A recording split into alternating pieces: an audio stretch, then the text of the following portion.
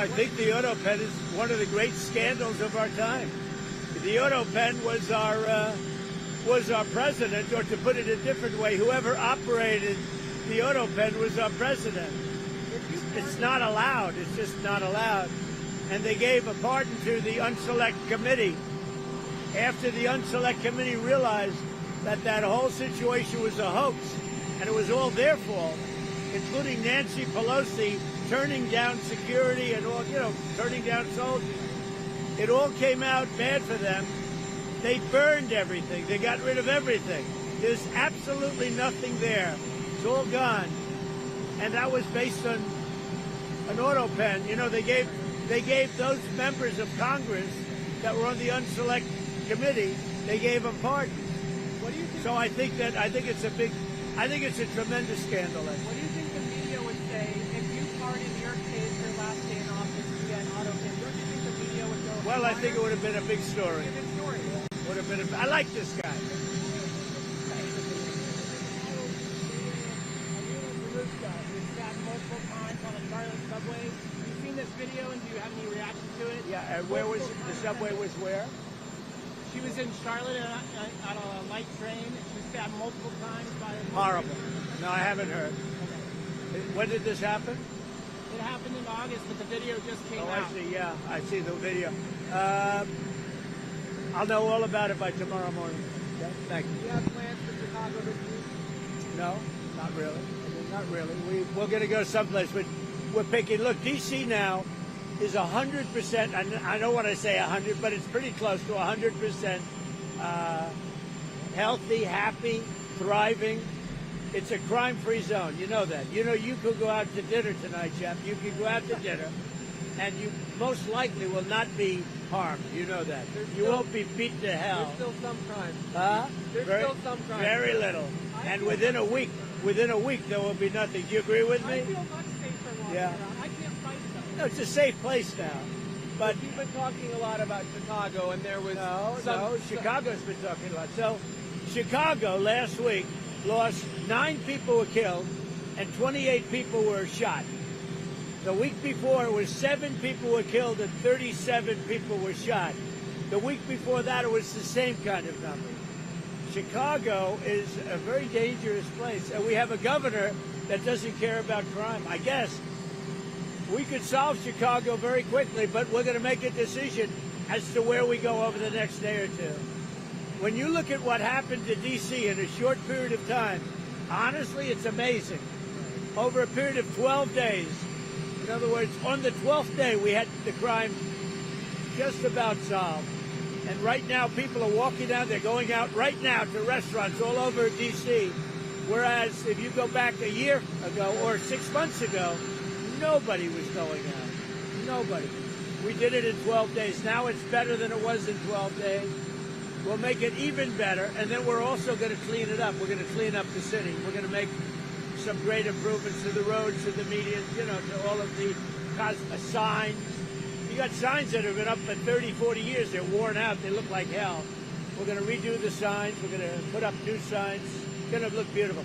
Within a 6-month period, it'll look really beautiful. But you have essentially a crime-free zone. I mean, here we are on a nice Sunday evening.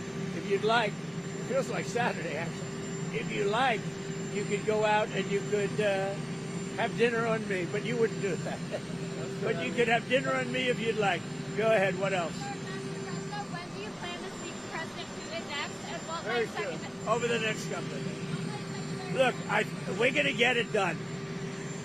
The Russia-Ukraine situation, we're going to get it done. I have confidence we're going to get it done.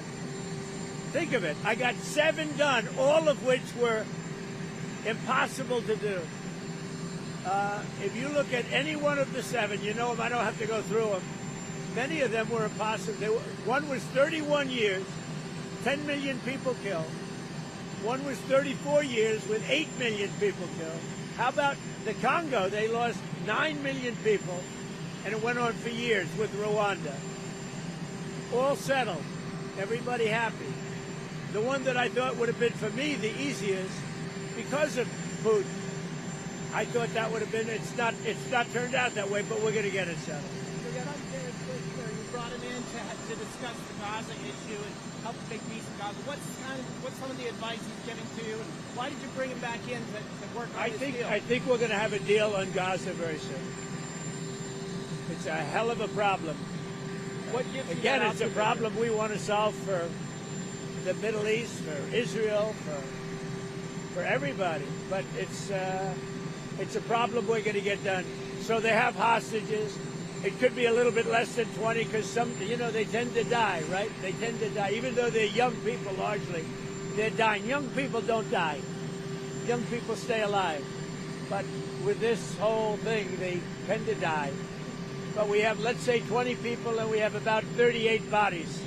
Bodies, meaning bodies. Are you confident you can get them all released? Yeah, I think so. I think we're going to get them all.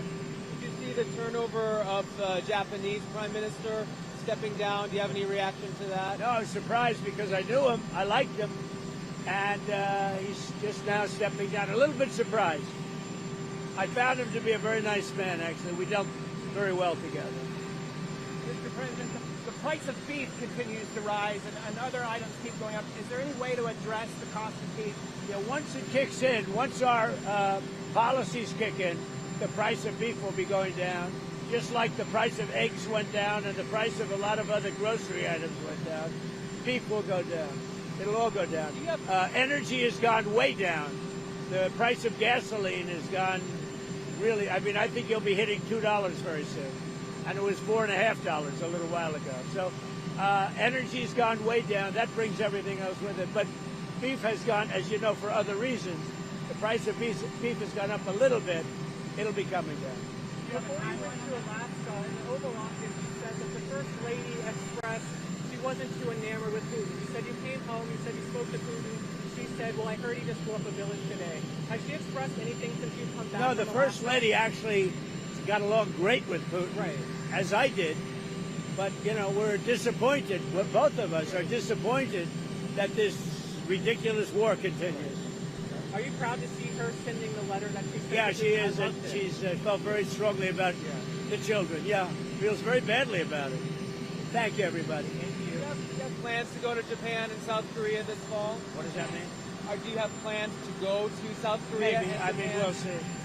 But it's going to be very interesting what comes out. I think we may have learned something because when they come here and there's nobody that can do what they're supposed to be doing and they bring people, those people can also teach our people. It's complicated stuff.